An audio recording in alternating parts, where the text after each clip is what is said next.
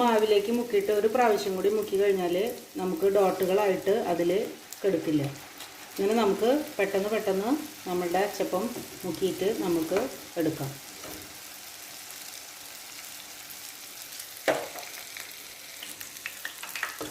നമ്മുടെ അച്ചപ്പം ഇതേപോലെ കളറായി വന്നു കഴിഞ്ഞാൽ നമുക്ക് അധികം ബ്രൗൺ കളർ ആവണ്ട.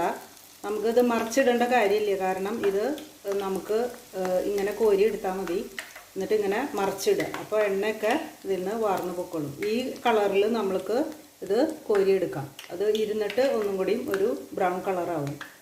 നമ്മൾ തീ ആദ്യം നല്ല ഹൈ ഫ്ലെയിമിൽ ചൂടായി കഴിഞ്ഞാൽ പിന്നെ ഒരിക്കലും ഹൈ ഫ്ലെയിമിൽ ഇടരുത്. മീഡിയം ഫ്ലെയിമിലായിരിക്കണം നമ്മൾ ഇടേണ്ടത്. എന്നാലാണ് നമ്മൾ അച്ചുമെന്ന് ശരിക്ക് അച്ചപ്പം കിട്ടുള്ളൂ.